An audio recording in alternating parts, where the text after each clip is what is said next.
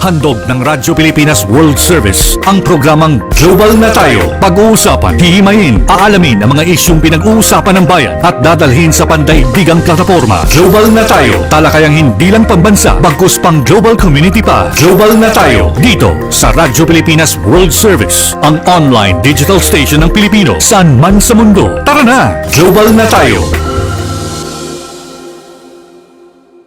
Muli po, isang mapagpalang pagbati sa inyong lahat at welcome na naman po sa isa pang edisyon ng programang Global na Tayo. Hatid po sa inyo ng himpilang Radyo Pilipinas World Service. Ang Radyo Pilipinas World Service ay isa po sa mga himpilan na Presidential Broadcast Service Bureau of Broadcast Services sa patnugot na Presidential Communications Operations Office. Ako po inyong lingkod, Ray Sampang. Kasama pa rin ang ating Global na Tayo team mula po sa ating Master Control, si Mr. Milo Jonela. Sa ating Wirecast Operations, si Justin, and of course sa ating Wirecast, si Stephanie Vicente, at ang ating Executive Producer, ang ating din pong kasamang si Ms. Stephanie Vicente. Ang Radyo Pilipinas World Service ay inyo pong napapanood at ito pong programang ito, Global na Tayo, ay nasusubaybayan po ninyo sa pamamagitan ng ating Facebook Broadcast Live. Sa inyo pong Facebook browser, type lamang Radyo Pilipinas World Service. Gayun rin po sa ating YouTube channel. Sa inyo pong YouTube browser, type lamang Radyo Pilipinas World Service. At sa iba't ibang panig ng mundo, sa pamamagitan po yan ng ating shortwave broadcast. Gamit ang ating mga shortwave transmitters, sa tulong na rin po at assistance ng ating mga kasamahan mula po sa facilities ng Voice of America sa Tinang Tarlac. Ang mga shortwave frequencies po natin para sa ating Filipino programs, ito po yung mga sumusunod na shortwave frequencies, i-monitor nyo, 9.370 MHz with alternate of 15.2000 MHz, 9.925 MHz at 12.120 MHz. Meron din po tayong program sa English at yan din po ay napapakinggan din sa pamamagitan ng ating shortwave broadcast. Okay? Anyway, so dito tayo sa Filipino service natin at alam nyo po napakahalaga ng ating pag-uusapan ngayon sapagkat makakasama po natin ang ating Philippine Embassy sa Amman, Jordan. Yes, mula po sa Amman, Jordan ang ating mga kasama, ang ating mga embassy officials. And of course, kasama na rin po dyan ang ating mga migrant workers officers. But before I continue, I would like to acknowledge their presence. Unang-una, dito po sa ating embassy sa Amman, Jordan, ang ating pong Assistance to Nationals Officer ng Philippine Embassy sa Jordan. Walang iba kundi si Ms. Charis Malabanan. Ang ating Administrative Officer, OBR Administrating Officer ng Philippine Embassy sa Jordan, si Mr. John Danilo G. Jiao Jr., ang ating Labor Attaché, Migrant Workers Office Jordan, si Ms. Army Evangel N. Peña. Gayun na rin ang ating Welfare Officer sa OWA Jordan, Ms. Rosaline R. Lavin, and of course ang ating Legal Counsel, Migrant Workers Office Jordan, Attorney Bilal Ode. Ayan, okay. So, marami po tayo makakasama ngayon dito sa ating programa Global na Tayo. Parang full force po ang ating mga officials dito po sa Philippine Embassy natin sa Amman, Jordan. Una-una, pag-uusapan muna natin dito ay yung ongoing overseas registration para sa eleksyon sa mga susunod na taon, especially itong mga susunod na national election, presidential election sa 2028. And of course, isa pang mahalagang pag-uusapan natin ay itong regular na ginagawa ng ating Philippine Embassy dyan sa Amman, Jordan, kasama ang MWO dito sa pagbisita, ginagawa nilang pagbisita dito sa mga kababayan nating kasalukuyang nasa piitan o nakakulong sa Jordan. So, I invite you to listen and watch itong ating programa para malaman po ninyo yung mga hakbang na ito na ginagawa ng ating mga opisyales dyan po sa Philippine Embassy sa Amman, Jordan. So, unahin ko na muna sila, batiin ko muna sila, si Ms. Charis F. Malabanan, ng ating Assistant to National Officer ng Philippine Embassy sa Jordan. Magandang umaga po, Ms. Malabanan. Magandang umaga po. Good morning. Magandang umaga po, Sir Ray. Magandang umaga rin po sa lahat ng ating mga taga-subaybay. Mm-hmm. Thank you very much. And of course, si Mr. Jiao Jr., ang ating Administrative Officer, Administrating Officer ng Philippine Embassy sa Jordan. Good morning, sir. Good morning po, Sir Ray. Good morning po from Amman and to all your followers po. Thank you very much. And of course, ang ating Labor Attaché, Migrant Workers Office Jordan, Ms. Army Peña. sobrang aga po mula dito sa Amman, Jordan. Okay. Sir. Speaking of super aga, 5:30 po ba ng umaga ngayon dyan? Yes po, Wow. sir. Okay, ito nyo talaga naman na, o di ba naman masatawag na public service yan, 5:30 na umaga, gising na sila. Anyway, good morning din kay Miss Rosalyn R. Labin, ang ating welfare officer, OWA Jordan. Magandang umaga po, Sir Ray, at sa inyong mga taga-subaybay. And of course, last but not the least, Attorney Bilal Ode, ang ating legal counsel, migrant workers officer. Good morning po, Attorney. Good morning, sir. Good morning from Jordan. Okay, sige. Thank you very much po for indulging us in our program today sa Global na tayo. Ano po? So, unang-una siguro po, ang unang katanungan po namin, maglalaro muna dito sa Overseas Voters Registration. Kailan po nagsimula at hanggang kailan tatakbo ang Overseas Voter Registration para sa mga Pilipino sa Jordan? Good morning po, Sir Ray. Yung ating overseas voters registration po started last month, December 1 po, 2025, hanggang September po, 2027. So meron po tayong almost 2 years for the overseas voters registration. Okay. So as of now nag-start na. So how is it? Ano po ang at this point in time, attorney, kamusta po ang turnout? Kamusta yung dami ng mga nagpa-register? So far po, sir, since December last year, nasa mga, hindi pa rin po ganun karami, sir. Nasa mga almost 20 pa lang po. Pero kaya po namin, we took this opportunity to be in your show to tell everyone po na simula na nga po yung overseas voters registration, and we encourage everyone to visit the embassy. So sa embassy po ang ating designated registration center. So open po tayo ng 8 to 5. Dito po sa Amman is Sunday to Thursday po ang office hours. Okay. Sir John, so kasi nagsisimula pa lang tayo, no? Kaya medyo ganun ang muna ang turnout. Pero Opo. as we go along, do you expect the numbers to increase? Opo, yes. Based on our previous registration campaigns po, yes, pero tayo nga po, normally, sa bandang dulo po nakikita yung maraming tao pong nag-register. So, kaya nga po ngayon, other than opening the embassy during office hours, marami rin po tayo nakaplanong outreach services po na kami po ang pupunta doon sa tao for the registration. Oh, yun. When we say outreach program, Sir John, meaning you will go, saang mga lugar sa Jordan are you planning to go out and reach out to our Filipinos para dito sa overseas voters registration? Sir, para po dun sa registration po natin, so we have the mobile and field registrations, which nakaschedule po yan within Amman. So yan po yung pumupunta ang Philippine Embassy, kasama po ang ating ambassador, si Ambassador Wilfredo Santos, sa mga Filipino community events po, and yung mga gatherings, yung mga sa simbahan po, sports events, tsaka yung mga ibang mga community activities. Yan po yung field registration or mobile registration. Meron rin po tayo yung sa mas malayo naman po, yung outreach missions. Yan naman po, nakaschedule po yan, normally quarterly po, outside Amman. So yan po yung mga lugar sa labas ng Amman, katulad po ng Aqaba, Karak, yung Dead Sea area po, and yung sa Irbid, yan yung mga ganun pong lugar. So nakaschedule rin po tayo quarterly, and of course po, 2 taon pa po naman po yung registration. We coordinate closely with the Filipino community to schedule more kung kailangan po based on demand. Okay. Sino po ba ang makwalipikado magparehistro bilang overseas voter?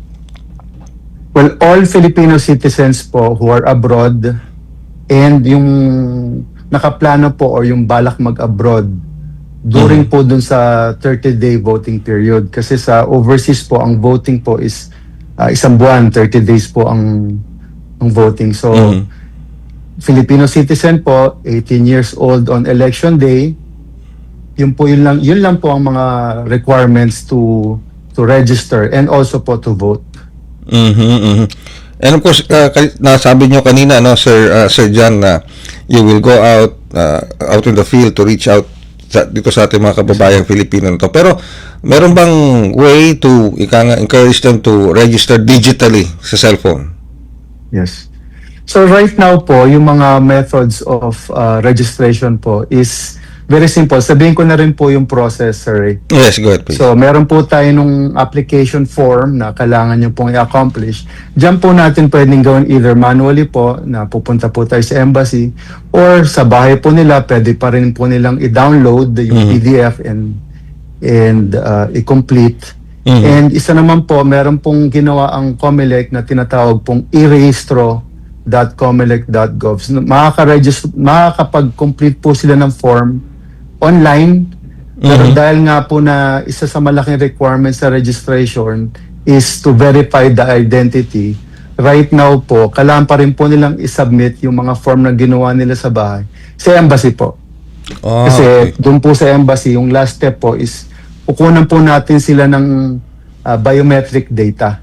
Yan po yung mga iba-ibang mga information na kailangan po para makapag-register ng maayos. Okay. So, ano po yung mga dokumento na kailangan dalhin ng mga aplikante o i-present ng mga kababayan natin para ma-register sila para sa voters registration? For the requirements naman po, very simple lang po, is of course, isa lang po actually, it's the valid Philippine passport. Yun lang po, wala nang iba. Yun lang po. And of course, the next question is paano kung wala po silang kopya or di po nila mahanap. Kasama rin po doon sa requirement natin is kung wala man po silang ma-present, of course, lahat naman po ng kababayan natin meron. Pero kung wala naman po, hindi nila mahanap, meron po tayong process for certification. Meron po tayong form for that, certification from the embassy. Meron po tayong identification certificates. And yung mga iba naman po, like our seaman, lahat po yan, meron mga seafarer's book. So they can also present that as substitute po sa valid Philippine passport. Okay. Medyo curious lang ako, Sir John, dito sa mga seafarers natin. Hindi ba nahihirapan yung mga seafarers natin to register? Kasi pag sinabi nating seafarer, of course, they come and go. Depende sa the destination ng kanilang ruta ng kanilang vessel na sinasakyan. May mga challenges ba na nakikita din nyo pagdating sa mga Filipino seafarers? Well, isa po yung sa mga seaman po natin, isa po yan na parang merong special parang facilitation po in terms of overseas voting. Kasi dahil nga po sa sinabi nyo na nasan po sila during the election period or even the registration period, lahat po ng Philippine Foreign Service post po, pwede po silang mag-register or mag-vote. So, for the information of everyone po, meron nga po tayo ng list of voters po, no? Yung list of voters po for seafarers is hiwalay po yan.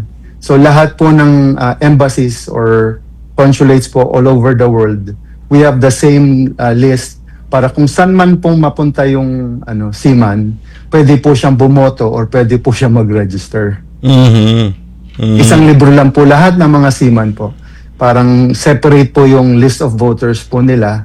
So wherever they go, pwede po sila mag-register sa Aman, pwede po sila mag-register sa ibang bansa. Opo, parang ginawa po ng COMELEC yun in such a way na flexible po sila because of the nature of their work. Alright. Pero how is COMELEC nag-a-assist ba sa inyo ang Commission on Elections sa pagsasagawa nitong voters registration? Yes, sir. Lahat po ng ginagawa ng mga foreign service posts regarding elections po, it's in close coordination or even collaboration with COMELEC po. First of all, sila po yung nagde-deputize sa mga tiga-embassy po to be representatives during registrations and during the elections.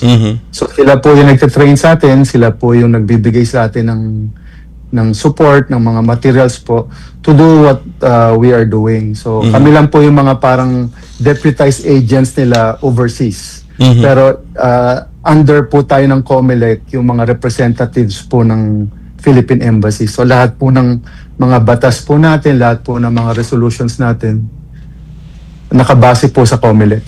Alright. Matanong ko lang po, Sir John, last midterm elections, nagkaroon din tayo ng voters registration, di po ba? Ano po, Sir John? Yes, sir. So, Opo, opo. how was the turnout nung midterm election registration, voters registration? Last During- midterm elections? Yes, sir. Yung last po yan, so the last one was yung sa 2025 midterm elections po, no?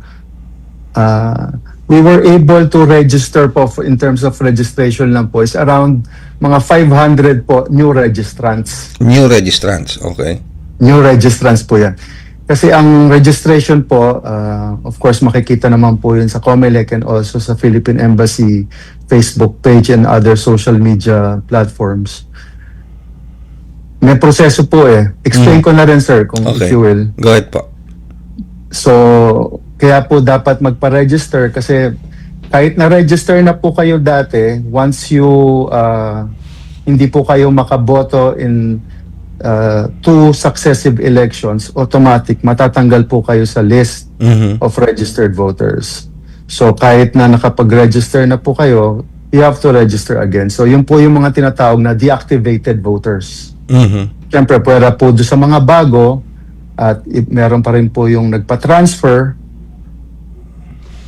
o yung mga mga registered voters. Yung mga nagpa-transfer naman, sir, yung galing sa ibang post o yung galing sa Pilipinas na mag-a-abroad. Yan po, sir. Okay.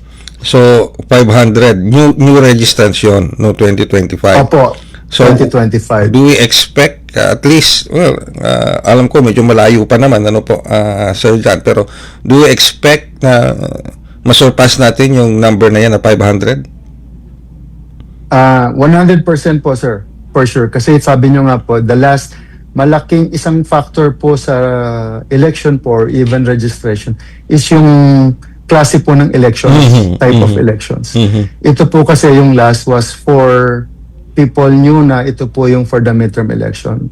Our coming election po sa 2028 is presidential election. So, for sure po yun na mas malaki kung di man po doble. Kasi mas marami pong taong bumoboto, mas marami rin pong taong nag-register during presidential elections. Ayun. Okay. Sige. Baka times sobrang dami po. Pero, how can, ito may tanong lang daw po dito, ano yung mga hakbang ng embahada upang masiguro seguridad at integridad ng overseas voting process? Okay, sir. Nabanggit ko nga po, yung lahat po ng ating mga policies and yung mga procedures po is sinusunod po natin yung mga COMELEC guidelines po. So one is that po na sinisigurado po natin na lahat po ng ginagawa ng embassy is in accordance with COMELEC rules and regulations. Pangalawa po, ang Philippine Embassy as the designated registration or voting, we make sure po kasi na secure po ang process, secure po ang votes and even yung registration process. So, kaya ginagawa po natin sa embassy palagi. Yun, okay. So, pero mamaya ko na kukunin yung pinaka-final message mo at ika nga paghikayat ng embahada para sa ating mga at Yes, least sir. mga bagong voters registration at yung mga Opo. existing na natin na nasa database na ng ating embahada para po lalo ma-encourage itong ating mga kababayan na mag-register para sa susunod na national elections coming 2028. So, dako muna ako, Sir John, dito kay sa iba nating pag-uusapan for this episode ng Global na Tayo. And this will involve, of course, discussions on dito sa ginagawa at patuloy na ginagawa ng ating Philippine Embassy together with the Migrant Workers Office dyan sa Jordan sa pagbisita sa mga kababayan nating nasa mga piitan, particular yung ating mga kababayan na kababaihan na nasa Juwaida Women's Correctional Facility. So siguro unahin ko munang tanungin dito ang ating Assistance to National Officer sa Philippine Embassy sa Jordan, si Miss Charis F. Malabanan. Magandang umaga po muli, Miss Charis. Magandang umaga po muli, Sir Ray. Alright. Ano po yung layunin ng regular na bumibisita? When we say na regular na bumibisita, how long or how frequent do we do jail visits, Miss Malabanan? Opo, tama po kayo dyan, Sir Ray. Ito po ay regular na ginagawa ng ating embahada at ng MO Jordan. So pagka po sinabing regular, ay ito po ay monthly na ginagawa. Minsan po, other than the monthly, ay sumisingit pa po ang ating MO para mas puntahan pa yung mas may mga urgent na cases. So ito po ay, ang layunin po nito ay mabigyan ng regular update yung ating mga kababayan na currently nakadetain po sa Jueda Women's Correctional Facility. At meron din pong isa pang natin pinupuntahan dyan, yung Nadara, South Aman Nadara, na it's a temporary detention center. Ito po naman ay yun na nga po, temporary. So, nilalagay lang po dito yung mga kababayan natin na ready na po for deportation. At si Labat Army po ang makakapag-expound po. Okay. So, dalawa pala yan. Ano po, Miss Malabanan? Yes, sir. Jueda at saka Nabara. Tama ba yung dinig ko po? South Aman Nadara South po. Aman Magkatabi Nadara. lang po sila. Opo, Okay. magkatabi lang po. Oh, pero, syempre, bukod sa female correctional facility, may male correctional facility din tayo. I think meron din naman po pero wala naman po so far. Meron po tayo in the previous year. It was in Aqaba, sir. Ito po ay 4 hours away from Aman. Ito po ay pinuntahan ng ating MO Jordan kasama si Attorney Bilal. At ngayon po ay nakauwi na naman po yung ating nag-iisang kababayan doon na lalaki na nagkaroon din po ng kaunting problema sa kanyang trabaho. Well, that's good news. No? Nag-iisang lalaki na naka-piit doon sa male correctional facility. Nakauwi na pala. So, ang magko-concentrate tayo ngayon dito sa female correctional facility sa Jueda. Ano po, Miss Malabanan? Yes, sir. Okay. So, sa kasalukuyan po, ilan po ba ang mga kababaihan nating Pilipino na nasa nasabing women's correctional facility? Sino pong makakasagot kaya nun? Labat Army? Okay. Si Morning, Labat Army. Ray. Yes, good morning po. At good morning din daw po, sabi ni Miss Step. At na-interview na rin pala kayo before ni Step. Ano po? Opo. Sige, Miss Army, ilan po ba yung mga kababayan nating nasa Jueda Women's Correctional Facility?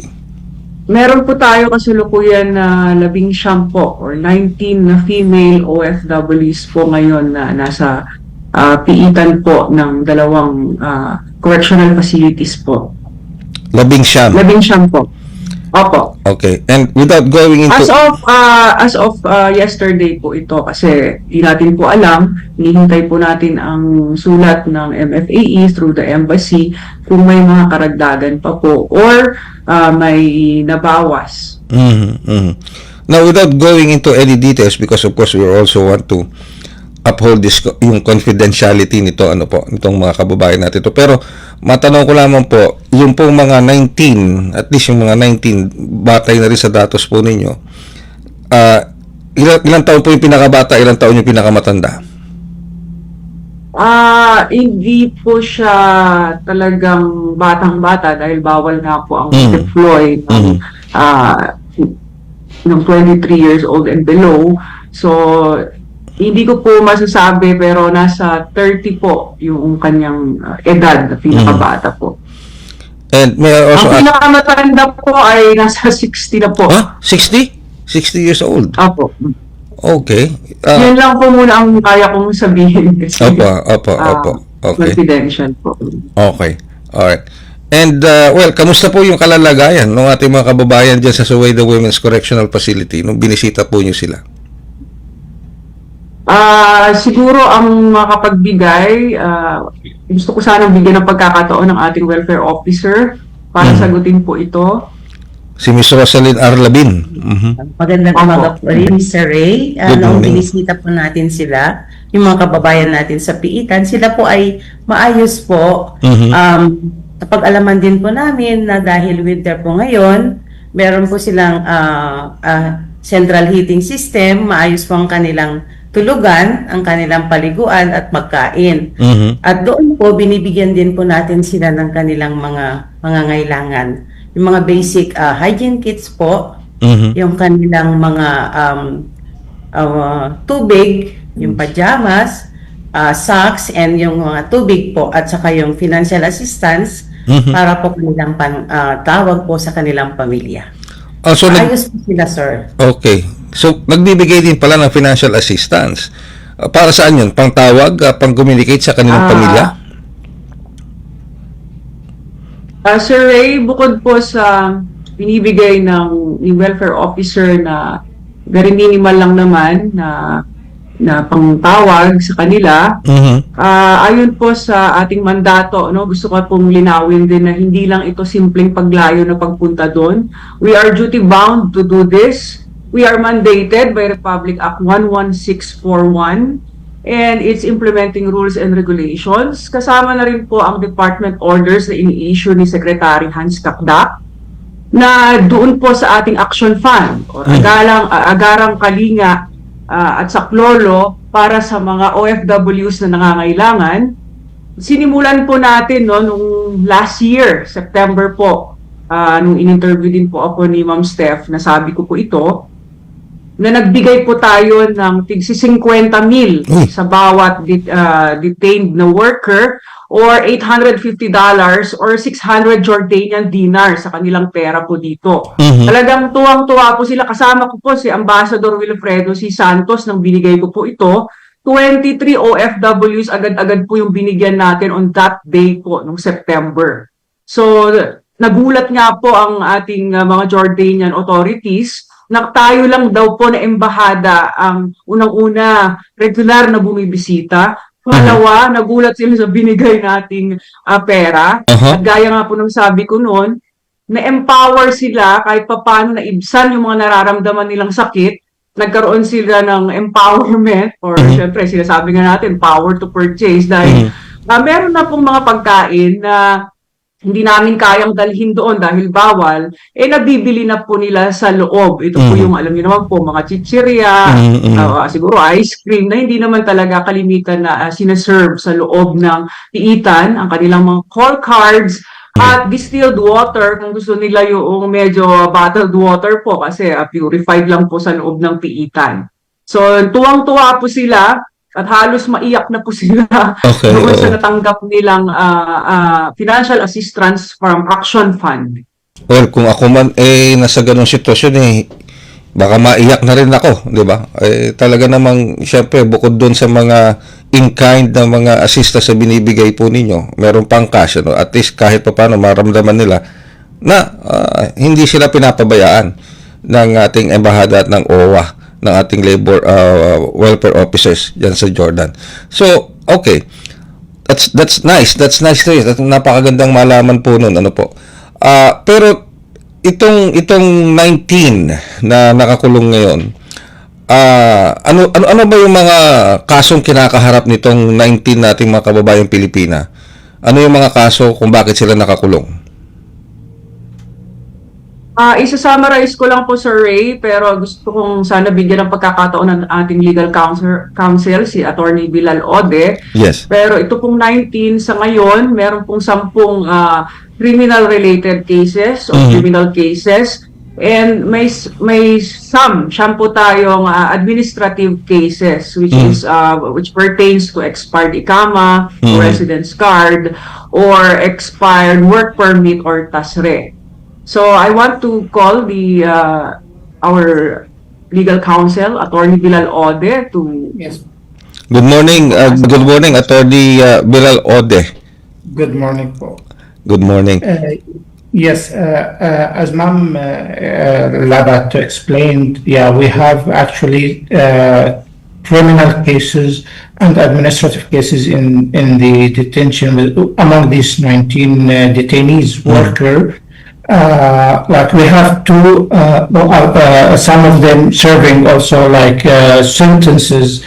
Like we have four OFWs, they are serving their sentences, and we have like 6 of the 19 with pending cases. Their cases are ongoing, and the other cases, like we have the administrative cases, like also we have 3 OFW with the administrative cases, like as Mom explained, the due to expired the residency card or their ICAMA, and some of them also refused actually to travel since they are like they would like to correct their situation, or they like we have to OFW also with the non-marital child and their babies or children in the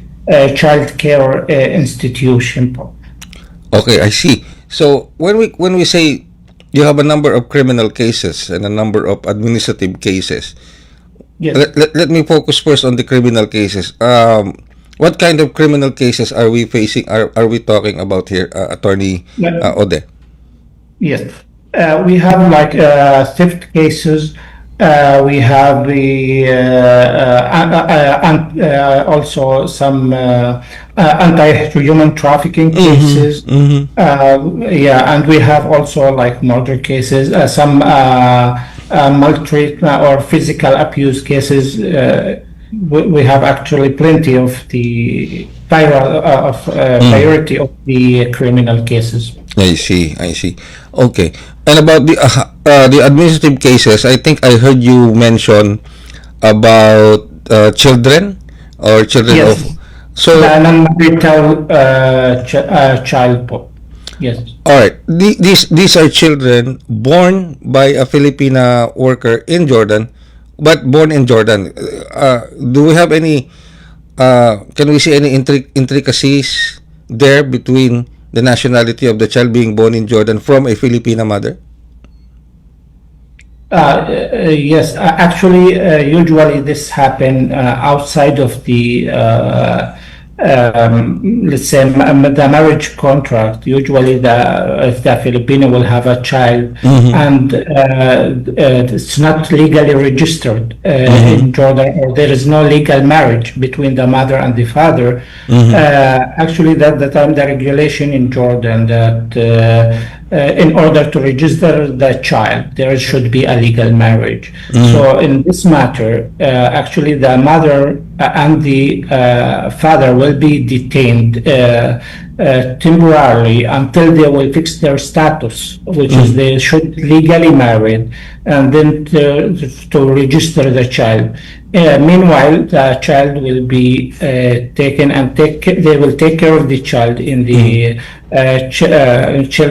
child care institution until the mother and the father will fix their situation. Then they can take back the child to them, or if the mother or if they don't like to get married, then at that time maybe the mother can register it under her name and take it back home with her when they finish the process. All right. Okay. So now, without going into any details, again upholding the confidentiality clause of this, out of the 19 cases being handled by the embassy and being handled by you as our legal counsel for Migrant Workers Office, do you see any, let's say, possibility that a number of those 19 cases will be, let's say, given verdict anytime soon so they can go back to the Philippines or legally stay in Jordan? Yes, sir. Actually, we have 3 cases already to go home, actually. Oh, okay. And we are expecting them to be home within a month. And also we have like there are still 6 pending cases. 3 of them also are expected to be acquitted soon, and I'm actually very positive to get them acquitted from the accusation, since there's no enough evidences against them. That's good. Yeah, so yeah, we have like a total of 9 OFWs. They are ready to go home, hopefully soon, when we finish their cases. Well, that's good news, Attorney Ode, that Thank you. there are a number of cases that are going to be, let's say, judged, and some of them will be acquitted and hopefully Yes. returning back to the Philippines if they want to. Okay, repatriated back. Well, okay. So, Miss Charis, I'll just go back to Miss Charis, attorney. Okay. So, Miss Yes, Charis, sir. kapag ganito, na-acquit na, sabi nga ni Attorney Bilal Ode, dun sa 19 cases, may malaking possibility na yung iba ma-acquit o kaya mapalaya. Ika nga, sa nalalapit na panahon. Ano po yun? Choice na ba ng Pilipino yon kung kung gusto niya nang umuwi sa Pilipinas o mag-stay sa Jordan? Ano yung saan papasok doon ng embahada, especially yung sa assistance to nationals? Opo, maigi po na mention niyo po yan, Sir Ray, kasi po tama po kayo at nabanggit din po ito ni Labat Army kanina. Hindi dito po sa Jordan, meron po silang I think binibigyan po ng free will yung mga nakadetain na Filipinos or workers na kahit po acquitted na sila, pwede po silang magstay or mag-refuse na umuwi kahit cleared na silang umuwi. So, na-experience po natin yan at minsan po nagugustuhan pa nila na i-correct ang kanilang status. Pero may mga cases po, for example, yung mga acquitted po for the, I think, attorney, for the theft cases or yung mga criminal cases, diretso uwi po sila, deported po na sila automatic.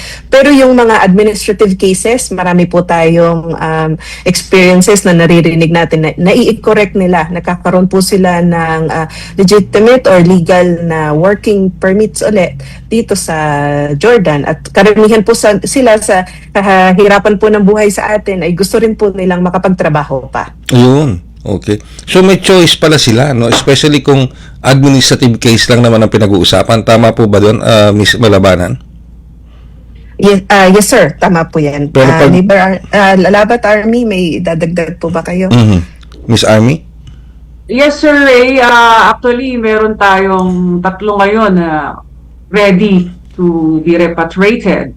Okay. But they refuse to go home. Ah? So, currently, they are detained because they refuse to go home. Pero ang ating welfare officer, ang lagi kong billing sa kanya, every month is convinced na silang umuwi dahil mas okay naman po na manirahan dyan sa atin kaysa nasa loob lamang po ng piitan. Sa kasamang palad po, yung 3 pong ito ay hindi nila kayang makorek ang kanilang status dahil iba po ang kanilang kaso. Hindi po kakayanin na makorek yung status nila. I won't go into details regarding this very sensitive po kasi. Pero buwan-buwan po namin kino-convince na umuwi na po kaysa po mag-stay po sa piitan. Well, just to give you an idea po, no, ayaw nila pong umuwi kasi hinihintay po nila na sana po ay makuha din nila ang kanilang anak sa orphanage po. Oh, okay. So yun ang pumipigil sa kanila dahil yung anak nila nasa orphanage. Yes po, Sir Ray. Okay, so pag na-release yung anak nila at nakuha nila yung anak nila, doon sila willing na umuwi. Iyon po ang sinasabi po nila, Sir Ray. Okay, pero gaano ka-tedious yung process na yon para ma-release yung mga anak nila sa orphanage? I won't go into details pero medyo complicated, Sir Ray. Katunayan, last August, nagpunta dito si Secretary Hans Kakdak at talagang ginawa po namin lahat, kasama po si Ambassador Wilfredo C. Santos. May mga pamamaraan, ngunit dadaan tayo sa butas ng karayom. Pero patuloy naman po na pinagdadasal natin kapag tuwing binibisita natin na sana'y maayos para po ay sila'y makumbinsing umuwi na. Yes, oo. Wow, 3 na pala yung ready umuwi. Pwede na silang umuwi, kaya lang talagang they chose to stay. They chose to stay. Sir, 6 po yung ready umuwi. Yung 3, inaayos na po ang ticket ni Well-Off. Yung 3 po yung nag-refuse to travel. 6 na pala. 6 na pala ang ready umuwi. 3 lang ang nag-refuse. 3 ang nag-refuse sa 6. So, by that measure, ay congratulations sa ating Philippine Embassy sa Jordan. May mapapauwi na, well, may, already kayo mapauwi na 6, 3 yung nag-review. So, hopefully mabago yung isip ng 3 at umuwi na. Pero pag ganoong nakauwi na yung 3, may nakaalalay naman ng mga reintegration program ang OWA at ang DMW para sa kanila, di ba? Gusto ko bigyan ng pagkakataon si Welfare Officer Rosaline para sagutin po ito. Yes. Yes, Sir Ray. Marami pong programang ating gobyerno po through OWA at saka DMW po pagdating po nila sa Pilipinas. Sa katunayan po, bago pa lang po sila umuwi, binibigyan na po sila ng pangkabuhayan at pagdating po sa Pilipinas, marami na pong naghihintay po sa kanila na financial assistance at saka mga reintegration programs at the same time po yung technical aspect po ng pagnenegosyo po. Marami po ang ine-extend po ng ating gobyerno. So, actually po, inuudyokan po natin sila na umuwi, lalong-lalo na po yung mga 3 pong mga nanay na kung pwede po, kung sana makauwi na rin po sila. At yung mga kababayan din po natin, ina-encourage po natin po sila lahat kahit po every time po na bumibisita po tayo na umuwi na po sila. At yung iba po kasi, mas gusto pa po nila mag-stay dito, pero sinasabi po natin na marami pong pagkakataon at magaganda pong chances po na ibinibigay po ng ating gobyerno po sa kanila po. Well, syempre hindi rin naman natin sila masisi kung bakit tayo nila umuwi because alam nyo naman ang nature at character ng isang Filipina mother. Talagang hindi niya basta-basta i-abandon Yes, sir. Yes, ang kanyang on that part we understand their feelings. Pero syempre kailangan maging practical din naman on the other side, di ba? Sa kalalagayan nila. Pero last question ko na lang, sorry, kulang tayo sa oras talaga. Pero dapat pala to 1 oras eh. anyway, para lang doon sa mga nakikinig sa atin. Sigurado nagiging interesado sila dito sa mga bata eh. Pero I don't want to go to details doon sa mga bata kasi confidential 'yan eh. Mga minors 'yan eh. Pero may malaking percentage ba na although sabi nyo nga kanina dadaan tayo sa butas ng karayom, pero is there a possibility that we can get these children born by Filipina mothers na maibalik sa Pilipinas o maibalik sa kanilang mga mothers legally or otherwise? Actually, Sir Ray, meron po tayong siyam na nos-nos or mga half-half po na children. Pero meron din pong mga buong Filipino children doon sa orphanage. Meron po tayong siyam ngayon. Meron na pong 2. Nagkaroon po tayo ng orphanage visit last week together also with the Philippine Embassy and of course yung ating staff sa Migrant Workers Office Jordan. Meron na pong 2 na ready na pong umuwi. Kasama po yung mga nanay nila. At ni-request na rin po natin sa Action Fund na matiketa ng ang ating 2 children na ito at ang kanilang nanay. Kanya lang po, hindi po ito yung anak nung 3 sinabi ko, Sir Ray. So, yun po ang status ngayon. Ngayon, yung kung may pag-asa, kami po hindi nawawalan ng pag-asa, Sir Ray. Sabi nga ng Secretary, gagawin namin lahat para lang maiuwi po ang mga batang ito. Talagang malapit po sa puso ni Secretary Hans ang mga batang ito. At ginagawan po namin ng paraan kung ano pong pwedeng gawin, kung paano po kami lulusot na maiuwi po itong mga bata. Sa katunayan, nakapagpauwi na po kami ng mahigit 50 po na non-marital children or transnational children po simula po 2 years ago. Nagkataon lamang po na itong mga batang ito po yung mga nahuli sa labas. Kaya talagang hindi natin naabutan, nasa custody na po sila ng Jordan. At wala po tayong kapangyarihan na bawiin sa kanila ang mga batang ito. Yes, Sir Ray? Yan po yung mga dapat na mga balita, mga kaganapan na naipaparating natin sa ating mga kababayan both here in the Philippines at maging sa ating mga overseas Filipino workers all around the world. Ano po? Ito yung mga achievements ng ating mga Philippine embassies. So, especially this one sa Jordan. Tungkol dito sa mga legal efforts, legal measures na nagagawa ng ating mga embada para sa ating mga OFWs and their families dito. Maski na dyan, tulad yan, no? 50? Ilan yan? 50? 2 years ago, nakapagpauwi na kayo ng 50 Yes po. na ano? Okay, so Opo, at saka tuloy-tuloy po ito, Sir Ray.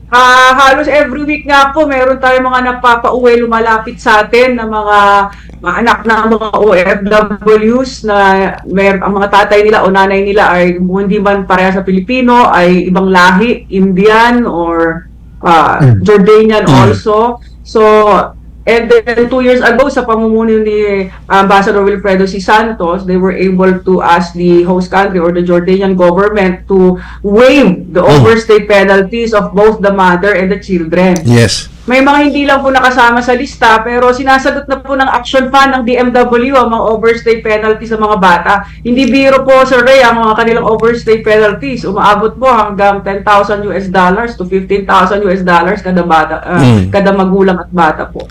Okay. Alam nyo, Miss Charis Malabanan, Sir John, Ma'am Army, Miss Rosaline, attempted ako na i-re-air din ito sa programa namin sa radyo ng Radyo Pilipinas Manila, do sa aking programang Bangon Bayang Mahal, sapagkat napakalaking achievements po nito na dapat nalalaman ng ating mga kababayan dito sa Pilipinas. Itong mga measures na ginagawa ninyo. Ano? So, pero sa putong ito talagang wala, kinakatok na ako ni Step Talagang ano na. Pero maraming salamat po sa oras na pinagkaloob nyo sa amin at hindi ko malaman kung paano ako magpapasalamat po sa inyong lahat. Miss Charis Malabanan, Mr. John Danilo Jiao, Miss Army Peña, Miss Rosaline Arlabin, and Attorney Bilal Ode for the time that you have given us. Alam kong masyadong maaga dyan sa inyo sa Jordan, but still, you gave us your time para makasama namin kayo, para mabigay nyo sa amin itong mga updates nito at magandang mga measures nito. Maraming salamat po sa inyong lahat. Thank you very much. Maraming Salamat po, Sir Maraming Ray. salamat. Thank you po. Thank you. Kami po dapat magsalamat. Thank you Maraming salamat po sa ating Philippine Embassy dyan sa Amman, Jordan, at sa mga nakasama po natin. At yan po ang isa pang edisyon ng programang Global na Tayo. Hanggang sa susunod po, maraming salamat and stay safe. Handog ng Radyo Pilipinas World Service ang programang Global na Tayo. Pag-uusapan, hihimayin, aalamin ang mga isyung pinag-uusapan ng bayan at dadalhin sa pandaigdigang plataforma. Global na Tayo, talakayang hindi lang pambansa, bagkus pang global community pa. Global na Tayo, dito sa Radyo Pilipinas World Service, ang online digital station ng Pilipino saan man sa mundo. Tara na, Global na Tayo.